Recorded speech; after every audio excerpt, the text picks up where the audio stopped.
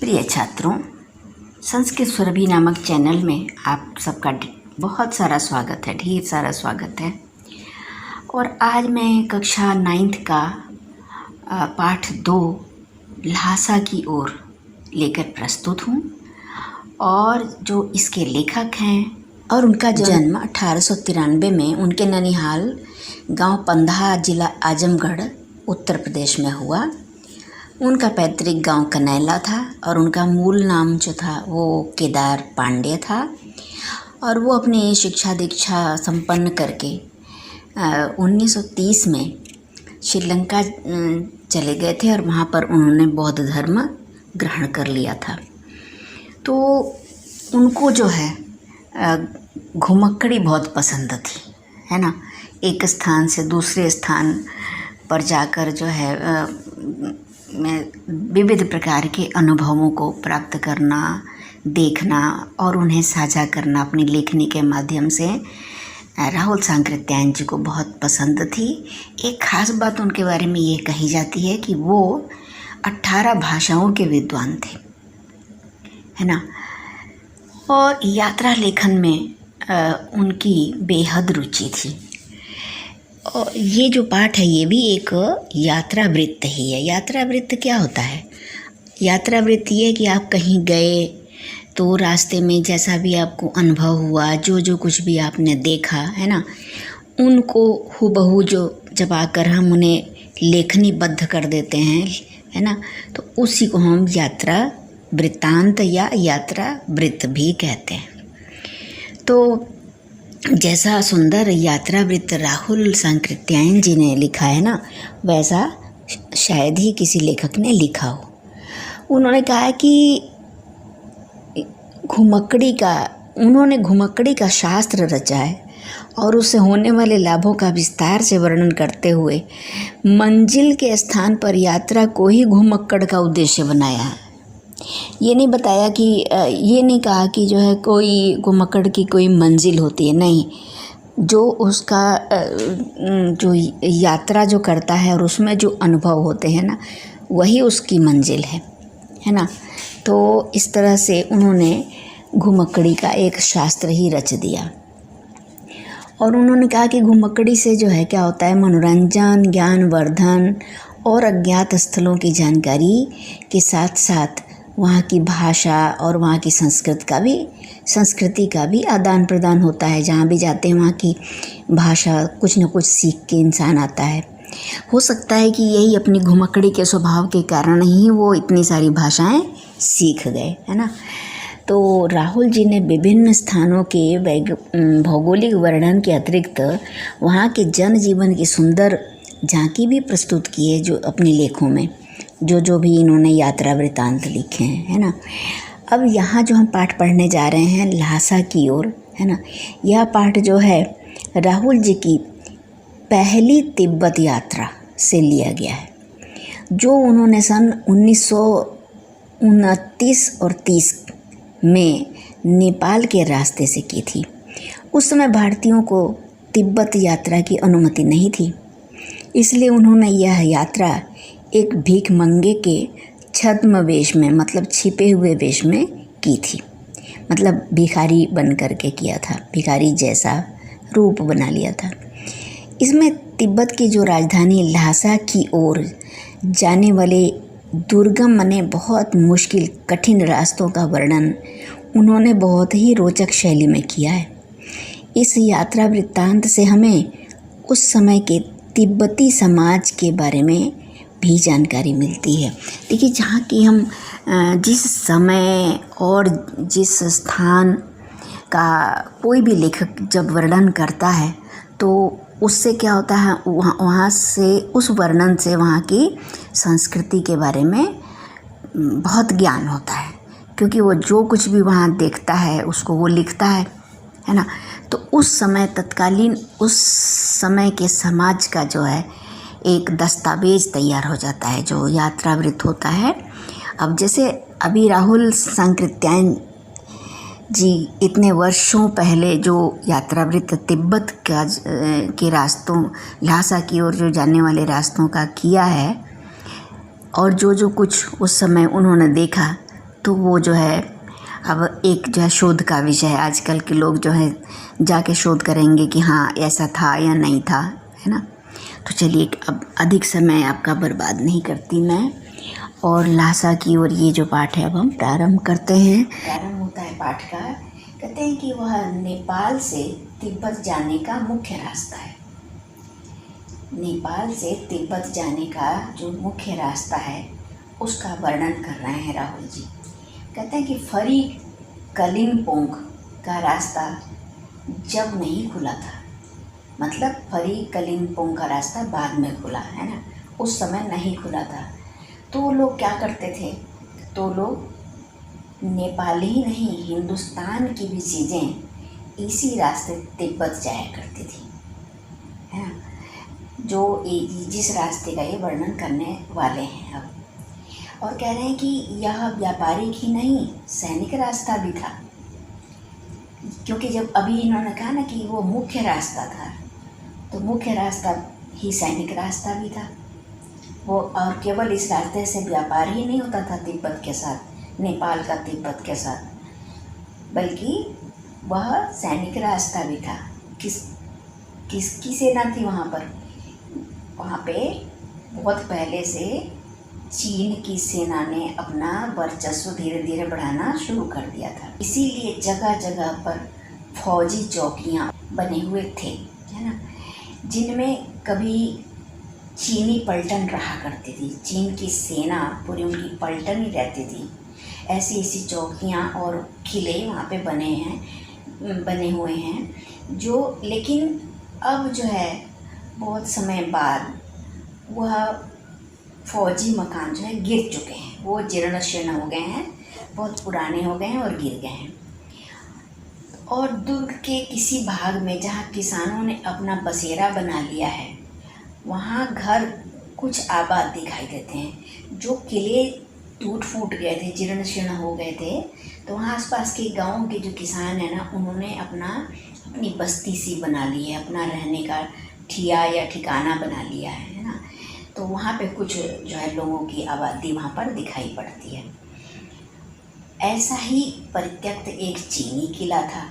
ऐसे ही परित्यक्त मतलब सेना ने जिसको छोड़ दिया था क्योंकि वो बहुत पुराना हो गया था, तो उस एक ऐसा ही चीनियों का एक किला था।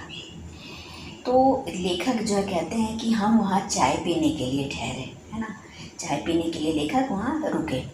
तिब्बत में यात्रियों के लिए बहुत सी तकलीफ़ें भी हैं और कुछ आराम की बातें भी है। तो देखिए हर जगह ही होता है, कुछ कहीं पे कुछ तकलीफ़ और कुछ आराम की बातें भी होती हैं।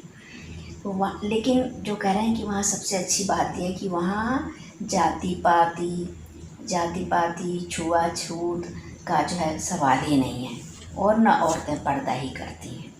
मतलब वहाँ कोई किसी को छोटा बड़ा जाति से नहीं समझता, किसी से कोई छुआछूत नहीं रखता, है ना। और वहाँ की जो औरतें हैं ना, वहाँ पर्दा भी नहीं करती। जैसे यहाँ भारत में तो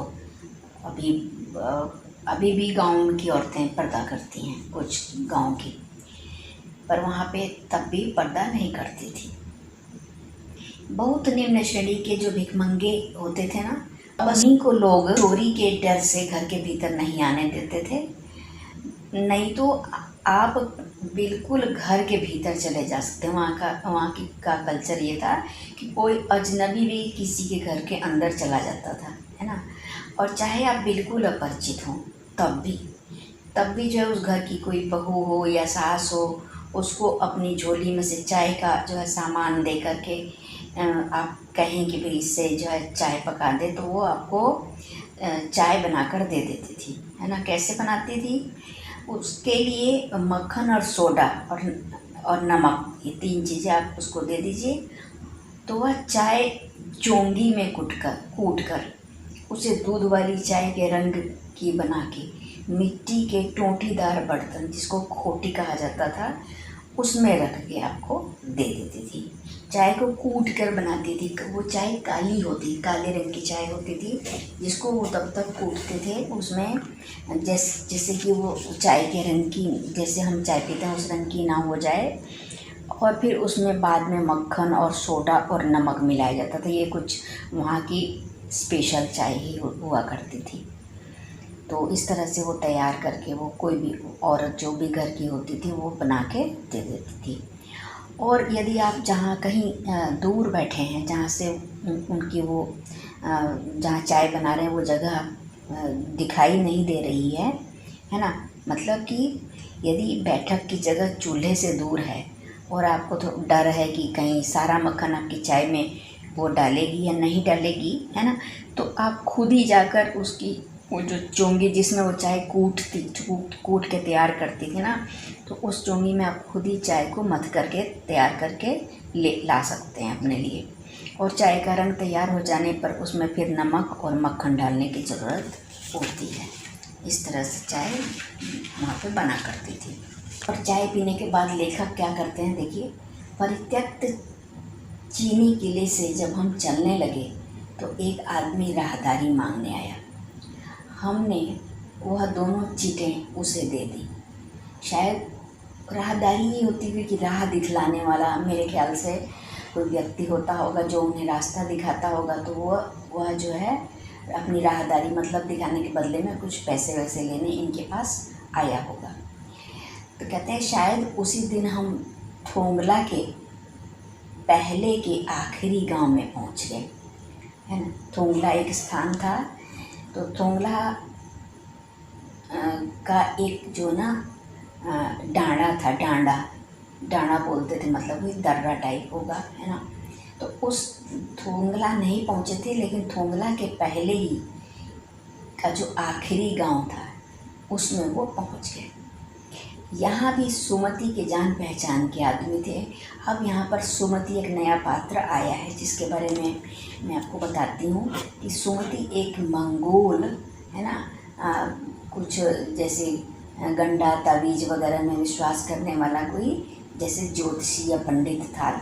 ज्योतिषीय पंडित तो मतलब हम सनातन धर्म बोलते हैं, ये बौद्ध था, मंगोल जाति का था, जिसका चेहरा बिल्कुल लाल था, है ना। तो ये आदमी इनकी जान पहचान के थे, है ना।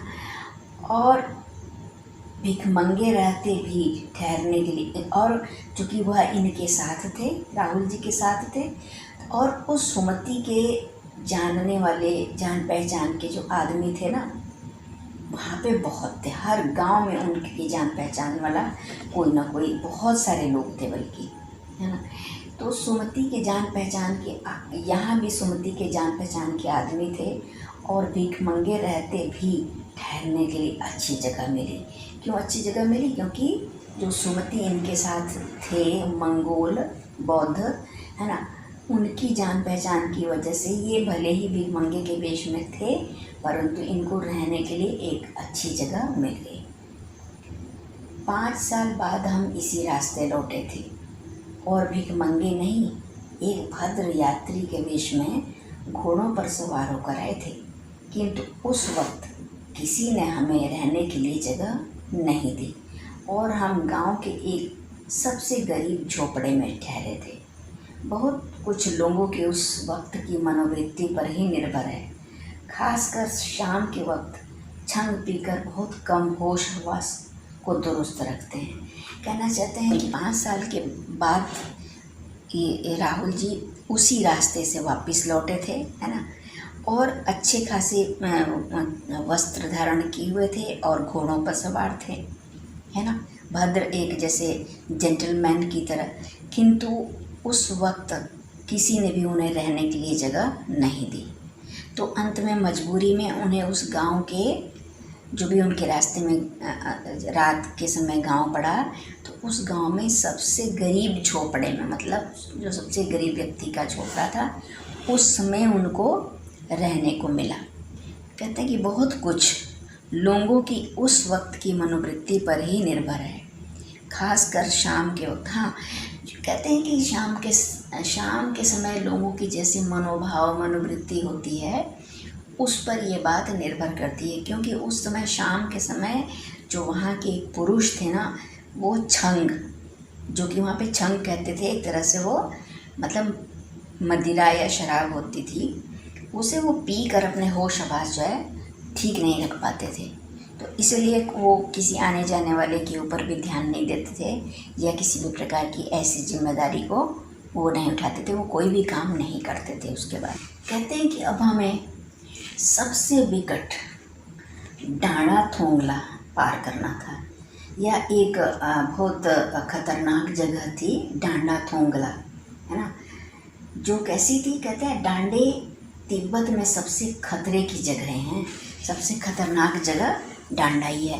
ल्हासा जाने के लिए रास्ते में जो जो स्थान पड़े हैं ना, उनका अब ये कुछ स्थानों का के बारे में चर्चा करेंगे, जिनमें से ये पहला ये बता रहे हैं कि डांडा थोंगला जब उनको पार करना था, है ना, तो बताते हैं कि डांडे जो होते हैं, डांडे तिब्बत में सबसे खतरे की जगहें होती हैं। 16-17 हज़ार फीट की ऊंचाई होने के कारण, इनकी ऊंचाई कितनी होती है? 16-17 हज़ार फीट की ऊंचाई होने के कारण उनके दोनों तरफ, है ना, मीलों तक कोई गांव गिराव नहीं होते, कोई भी गांव नहीं था, क्योंकि इतनी ऊंचाई पे होते थे। तो गांव तो जहाँ थोड़ी जो है समतल या रहने लायक जगह हो तो वहीं पे बन सकते हैं ना, तो ये तो बहुत इतनी ऊंचाई पर ये थे, तो इनके आसपास ना कोई भी गांव नहीं दिखाई देते थे।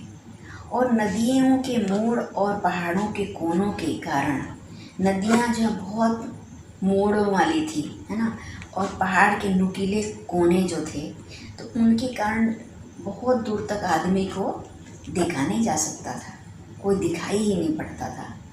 लेकिन अब आम आदमी के लिए तो यहाँ परेशानी थी, लेकिन डाकुओं के लिए ये सबसे अच्छी जगह थी, है ना।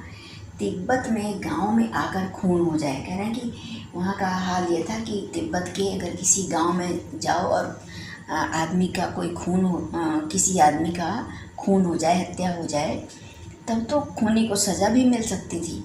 लेकिन इन निर्जन स्थानों में, निर्जन का अर्थ जहाँ पर कोई था ही नहीं, दूर दूर तक इंसान नाम की कोई चीज़ ही नहीं थी, तो इन निर्जन स्थानों में अगर कोई मर जाए तो उस आदमी की परवाह आम आदमी तो करता ही नहीं था।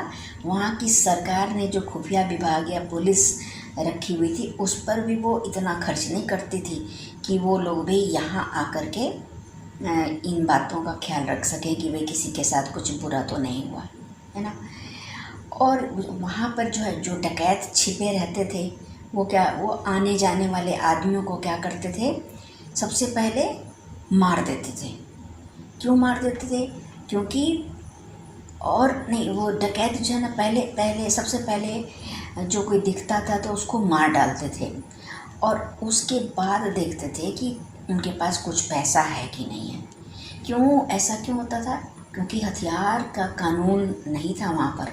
हथियार का कानून न रहने के कारण वहाँ के जो लोग थे ना, वो पिस्तौल और बंदूक ऐसे लेकर फिरते थे अपने हाथों में, जैसे जो है हमारे आसपास के जो हमारे गांव हैं, वहाँ पर लोग डंडे और लाठी लेकर घूमते हैं, वहाँ के लोग पिस्तौल और बंदूक लेकर ऐसे घूमा करते थे। तो लेकिन जो डाकू थे ना, उनको भी ये था कि सामने वाले के पास भी हथियार हो सकता है, तो उन्हें अपनी ही जान का भी खतरा था, है ना। डाकू यदि जान से ना मारे तो खुद उसे अपने प्राणों का खतरा है। गांव में देखो, आगे कहते हैं कि गांव में हमें मालूम हुआ कि पिछले ही साल थोंगला के पास खून हो गया। गांव में जाने पर इनको ये मालूम हुआ था कि थोंगला के पास किसी का खून हो गया। शायद खून की हम उतनी परवाह नहीं करते। लेखक कहते हैं क्योंकि हम क्या करते थे, हम तो भिखारी के वेश में थे, तो भिखारी को कोई क्यों मारेगा, वो उसको तो पता ही है इसके पास तो कुछ होगा ही नहीं, तो ऐसे को डाकू भी क्यों मारेंगे, है ना। तो इसलिए कुछ ये खून की इन्हें कोई चिंता नहीं थी। कह रहे हैं कि क्योंकि हम भीख मंगे थे, मतलब ये भीख मंगे के वेश में थे, और जहाँ कहीं भी वैसी सूरत देखते, वैसी सूरत कैसी, मतलब डाकुओं जैसी खतरनाक कुछ ऐसी सूरत, इनको लगता कि ये डाकू वगैरह हो सकता है, तो वहाँ के जैसे भिखारी करते थे ना कि टोपी उतार के और जीभ निकाल के कुची मतलब दया दया दया करो दया करो, 1 पैसा, कुची 1 पैसा, है ना, इस तरह से कहते हुए भीख मांगने लगते।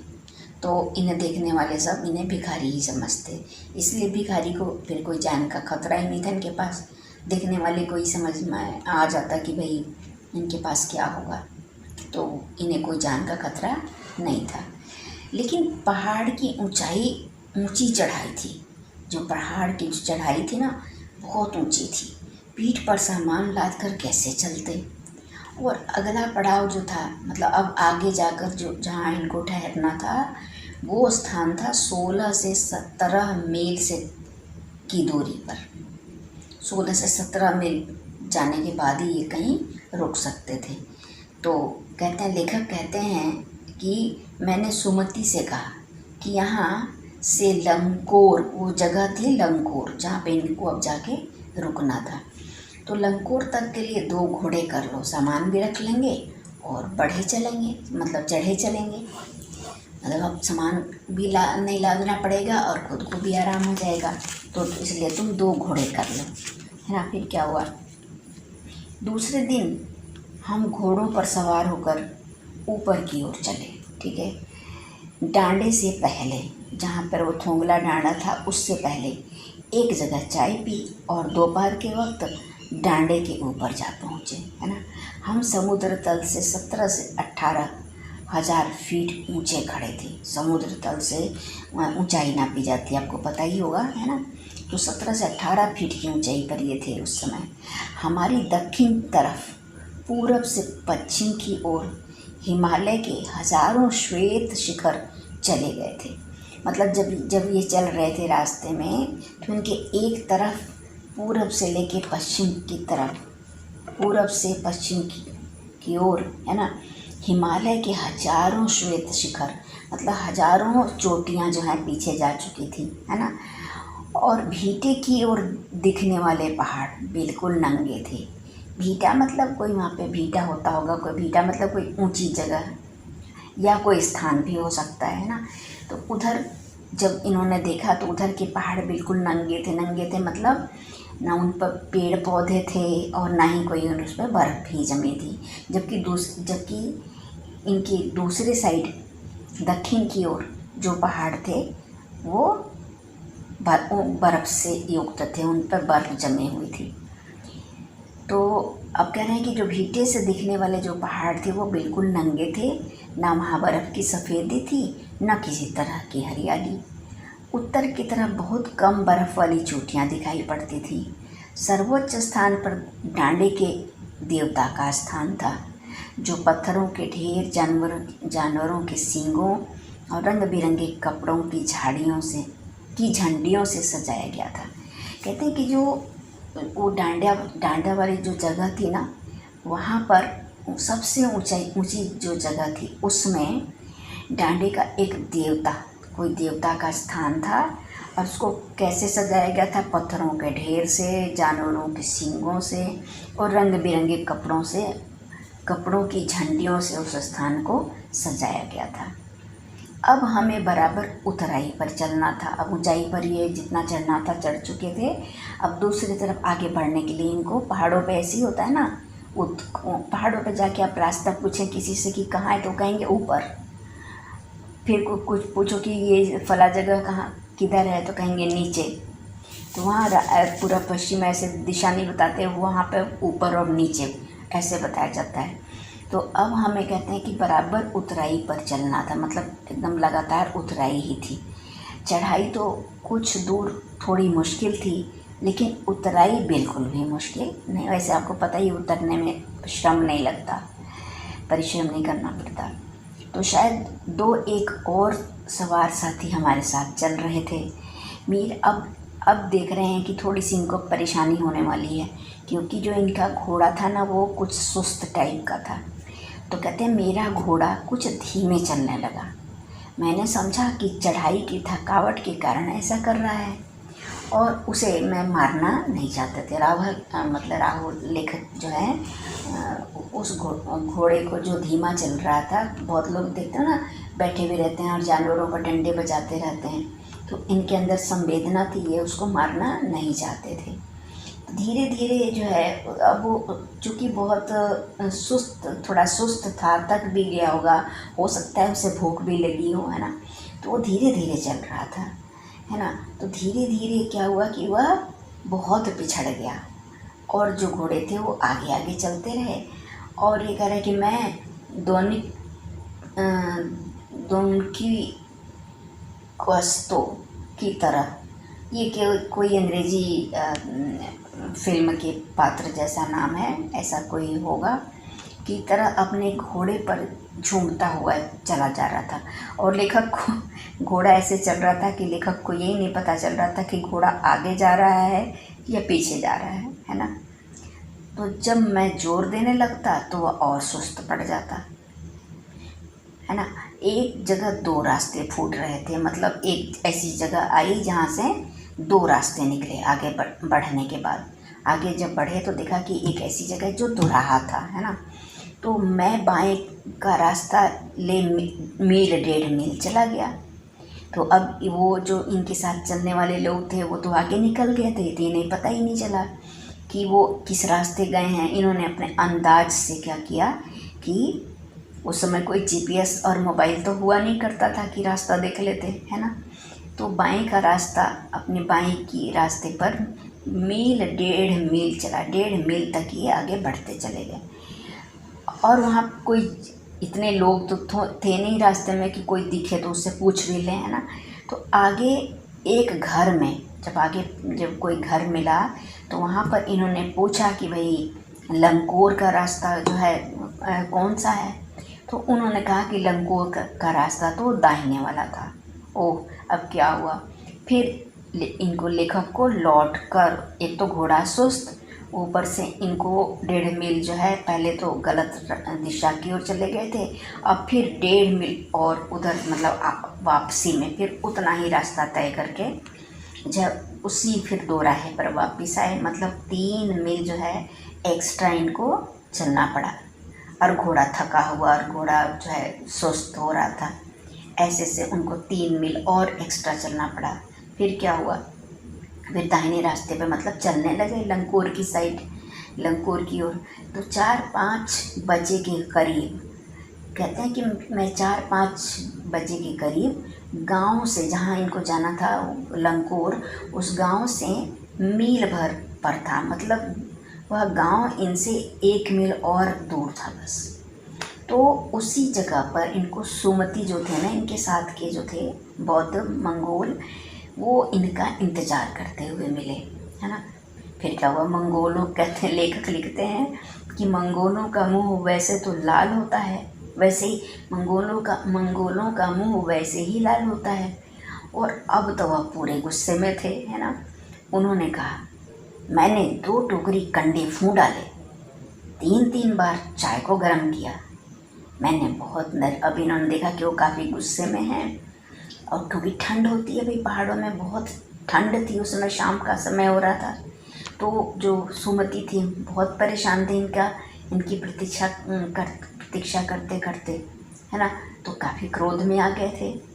तो वो इनको देखते ही बोले कि मैंने 2 टोकरी कंडे मतलब वही गोबर के बने हुए उपले, उसको जला के ताप लिया, है ना, 2 टोकरी, और 3-3 बार चाय को गर्म करके पी लिया, मतलब अपनी ठंड से बचने के लिए।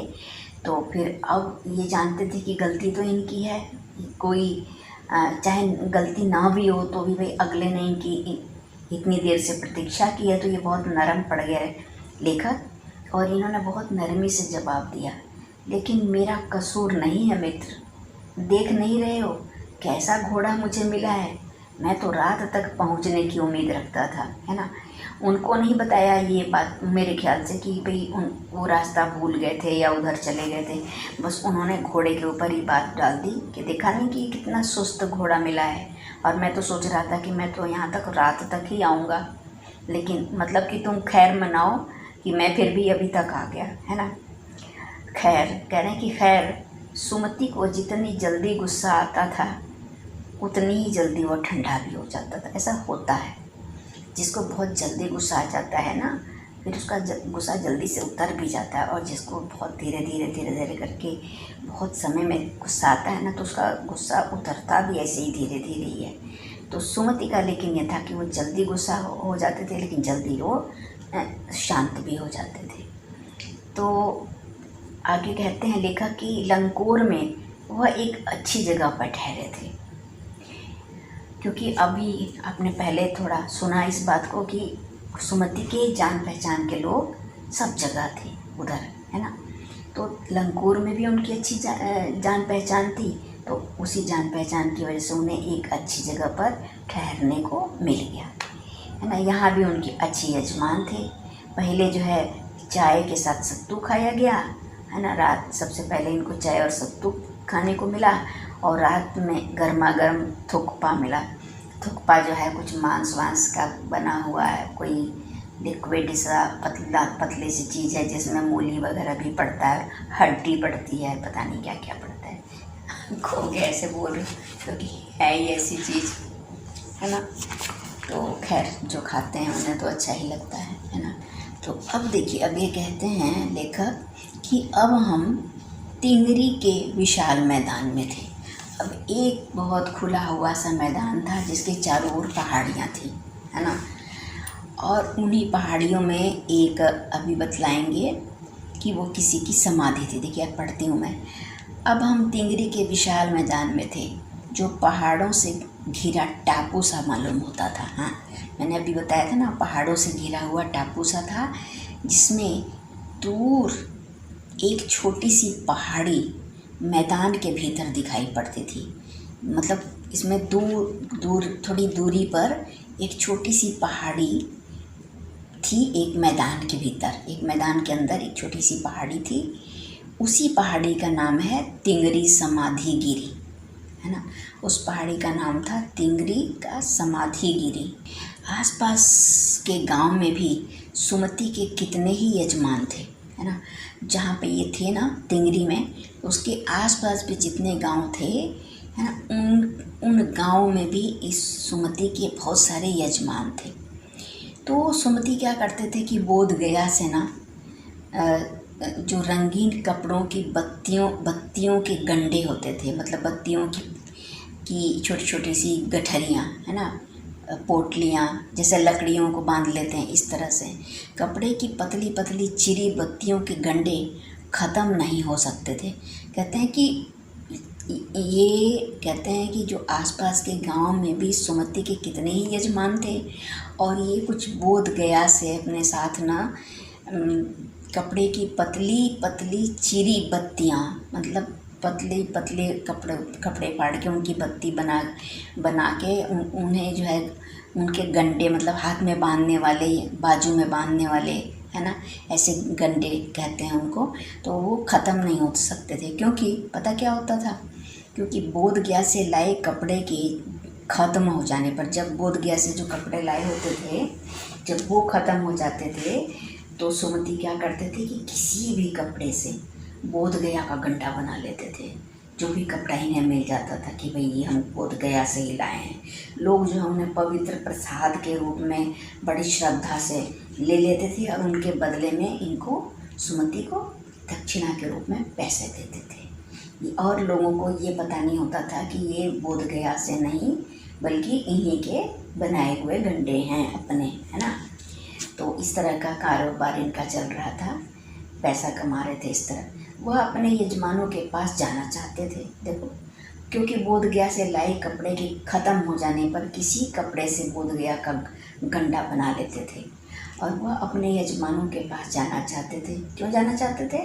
क्योंकि उनको गंडे देंगे और गंडे के बदले में फिर वो उनको दक्षिणा के रूप में पैसे देंगे। मैंने सोचा यह तो हफ्ता भर उधर ही लगा देंगे। लेखक ने सोचा, उनके शब्दों में बोल रही हूँ मैं कि मैंने सोचा कि ये तो अगर गांव की तरफ गए तो ये गंडे बांटते हफ्ता भर लगा देंगे, और इतना समय लेखक के पास नहीं था कि वो इनकी इतने समय तक वहाँ बैठ के प्रतीक्षा करें। तो मैंने उनसे कहा कि जिस गांव में ठहरना हो उसमें भले ही गंडे बांट दो, मगर आसपास के गांव में मत जाओ। क्यों ना जाओ? क्योंकि इसके लिए मैं तुम्हें ल्हासा पहुंचकर रुपए दे दूंगा।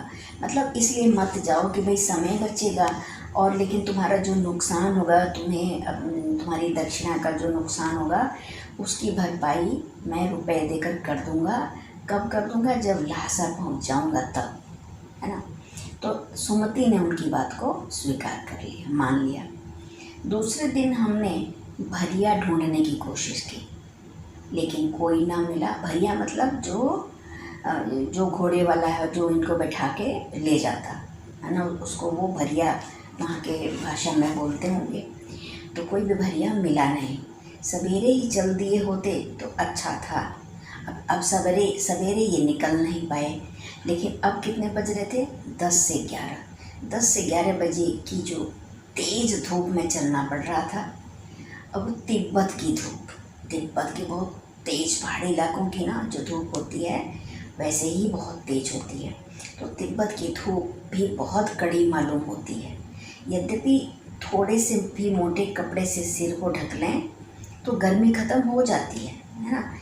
कहते हैं कि आप 2 बजे सूरज की अपना अनुभव बता रहे हैं, लेखक अपना अनुभव बता रहे हैं कि आप 2 बजे सूरज की ओर मुँह करके चल रहे हैं। 2 बज रहा है, एकदम सूरज जो है आपके मुंह के सामने है, उस तरह चल रहे हैं। तो ललाट जो है, आपका माथा जो है बुरी तरह से धूप से जल रहा है। और पीछे का कंधा, वहाँ की जलवायु बता रहे हैं कि ठंड भी इतनी है कि पीछे का जो कंधा है वो बर्फ़ हो रहा है, और सामने जहाँ धूप पड़ रही है ऐसा वो जो है जला जा रहा है। क्या हम अपने यहाँ अपने भारत में हम क्या इस तरह का कभी अनुभव करते हैं? अगर करते होंगे, अगर आपको ऐसा लगा होगा तो आप कमेंट बॉक्स में जाके हमें ज़रूर बताना कि आप किस जगह पे रहते हो और आपके साथ कभी ऐसा महसूस हुआ क्या, है ना। तो फिर हमने पीठ पर अपनी अपनी चीज़ें ला दी, डंडा हाथ में लिया। क्यों? क्योंकि भरिया नहीं मिला और जाना तो था ही, तो इसलिए हमने पीठ पर अपनी अपनी चीज़ें ला दी, है ना, और डंडा हाथ में लिया और चल पड़े। डंडा किस लिए? आगे के रास्ते का अनुमान करने के लिए, है ना, कहीं गड्ढा कहीं कुछ ना हो। यद्यपि सुमति के परिचित तिंगरी में भी थे, जहाँ पे ठहरे हुए थे वहाँ पर भी सुमति के परिचित थे, लेकिन वह एक और यजमान से मिलना चाहते थे, है ना, कोई वो थोड़ा आसपास होगा। इसलिए आदमी मिलने का बहाना कर शेखर विहार की ओर चलने के लिए कहा। फिर उन्होंने कहा कि अच्छा इधर से चलते हैं तो हमको आदमी मिल जाएगा। आदमी मतलब भरिया, भरिया मिल जाएगा हमें, बोझ हमारे भार को ढोने वाला। भरिया मीन्स भार या बोझ को ढोने वाला, है ना, तो मिल जाएगा। लेकिन असली में लेखक समझ रहे थे कि वो भरिया ढूंढने के लिए नहीं, कोई इनका यजमान होगा, उसी से ये मिलने के लिए इधर जा रहे हैं, है ना। तो कहते हैं कि तिब्बत की ज़मीन बहुत अधिक छोटे बड़े जागीरदारों में बटी है। वहाँ बड़े सारे जागीरदार हैं, कोई छोटा है कोई बड़ा है।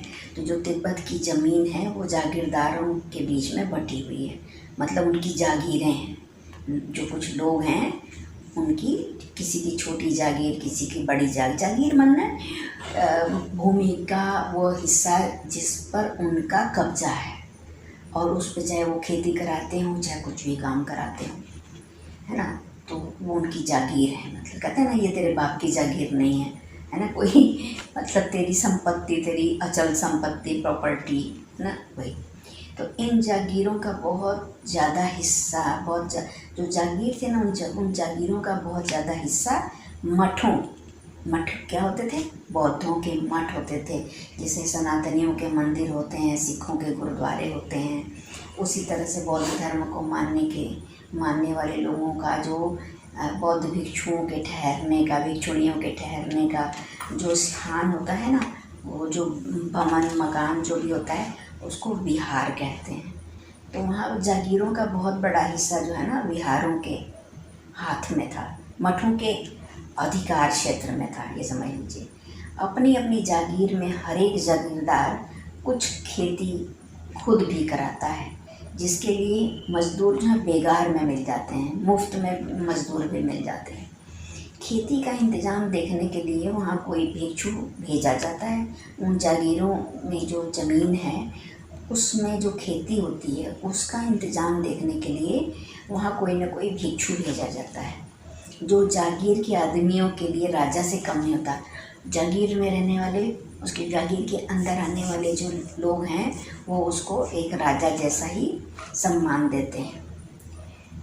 कहते हैं कि शेखर की खेती के मुखिया, शेखर की खेती मतलब शेखर की खेती क्या, मतलब ये भी कोई किसी की जागीर होगी शेखर।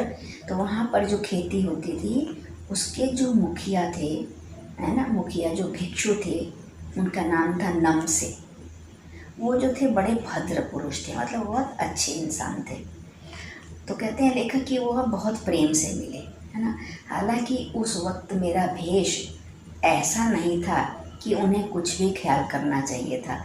लेखक के कहने का मतलब है कि मैं तो उस समय भीख मंगे के वेश में था, तो मुझे कोई ऐसी उम्मीद नहीं थी कि वो उस वेश में वो मेरी कोई यजमानी करते, या वो मुझे इतने प्रेम से मिलते, है ना। क्योंकि वेश का तो बहुत असर पड़ता है ना। वेश से ही जो है आदमी राजा दिखता है, वेश से ही जो है भीखमंगा दिखता है। तो इनका तो भी वेश जो है, वेशभूषा जो थी वो भीखमंगों वाली थी। तो लेखक को कोई उनसे कोई इस तरह की उम्मीद नहीं थी। फिर भी लेकिन वो बहुत भद्र पुरुष थे, तो वो इनसे बहुत प्रेम से मिले, है ना। फिर कहते हैं कि यहाँ एक अच्छा मंदिर था जिसमें कंजूर कंजूर कहते हैं, जिसमें बुद्ध की वाणी का, बुद्ध के वचनों का अनुवाद छपा हुआ हो, है ना। वो अनुवाद अक्सर पाली भाषा में होता था। तो बुद्ध के वचनों का जो अनुवाद है ना, नहीं मतलब अनुवाद तो किसी भी भाषा में हो सकता है, लेकिन उन्होंने जो उपदेश दिए थे वो पाली भाषा में थे। बुद्ध ने जो उपदेश दिए थे अपने भक्तों को, अपने शिष्यों को, वो थे पाली भाषा में, है ना। तो अब बुद्ध के वचनों की हस्तलिखित, हाथ से लिखी हुई 103 पोथियाँ, मतलब मोटी मोटी पुस्तकें, है ना, रखी हुई थी 103, है ना। और कहते हैं कि मेरा आसन भी वहीं लगा, और लेखक को भी उन्हीं, जहाँ पे किताबें, पुस्तकें, ये पोथियाँ जहाँ रखी हुई थी, वहीं पर ठहरने के लिए वहीं पर इनका आसन, माने बैठने का, सोने का स्थान जो है बनाया गया। वह बड़े मोटे कागज़ पर अच्छे अक्षरों में लिखी हुई थी। वो जो उपदेश थे ना, बुद्ध के जो वचन थे, वो जो पोथियाँ थी, है ना, वो कैसी थी, उसमें बड़े मोटे कागज़ पर बड़े सुंदर अक्षरों में वो लिखी हुई थी। एक एक पोथी कितनी वजन वाली थी जानते हैं? 15-15 सेर मतलब लगभग किलो के बराबर। 15-15 किलो। उस समय किलो नहीं चलता था ना, हम केजी बोलते हैं ना, किलो। उसमें सेर चलता था, सेर और पसेरी चलता था। तो पसेरी का मतलब 5 सेर, है ना। तो वहाँ वो पोथियाँ, एक एक पोथी जो है 15-15 सेर से कम नहीं रही होंगी, लेखक का ऐसा अनुमान है। सुमति ने फिर आसपास अपने यजमानों के पास जाने के बारे में पूछा, है ना। अब दोबारा सुमति ने फिर पूछा लेखक से। सुमति ने फिर आसपास अपने यजमानों के पास जाने के बारे में पूछा कि मतलब जो आसपास यजमान हैं तो मैं उनके पास चला जाऊं। तो लेखक कहते हैं कि मैं अब पुस्तकों के भीतर था मतलब, तो लेखक कहते हैं कि मैं अब पुस्तकों के भीतर था, अर्थात पुस्तकों को पढ़ने में रम गया था, है ना। पूरा मन लग रहा था उसमें, इसीलिए मैंने उन्हें जाने के लिए कह दिया कि अच्छा ठीक है आप जाइए। अब इनका मन अपने किताबों में, उन पोथियों को पढ़ने में लग गया, है ना। तो दूसरे दिन वह गए, है ना, जब पूछ लिया था तो दूसरे दिन गए। तो लेखक ने सोचा कि अभी 2-3 दिन लगाएंगे, वो 2-3 दिन बाद आएंगे। लेकिन हुआ क्या कि वो उसी दिन दोपहर बाद जो है चले आए। तिंगरी गांव वहाँ से, हो सकता है कि उन्हें उनका यजमान ना मिल पाया हो, है ना। तो तिंगरी गांव जो है वहाँ से बहुत दूर नहीं था, मतलब लगभग पास ही था। हमने अपना अपना सामान पीठ पर उठाया और भिक्षु नमसे से विदाई लेकर चल पड़े। अब अभी तक का पड़ाव जो है पूरा हो गया था। अब तिंगरी गांव के लिए लेखक ने और साथ में सुमति ने अपना अपना सामान अपनी पीठ पर लादा और भिक्षु नमसे से जो है विदा लेकर के आगे चल पड़े। तो बच्चों, इस प्रकार यह पाठ समाप्त हो गया और मुझे उम्मीद है कि शायद आपको पाठ समझ में आया होगा, है ना।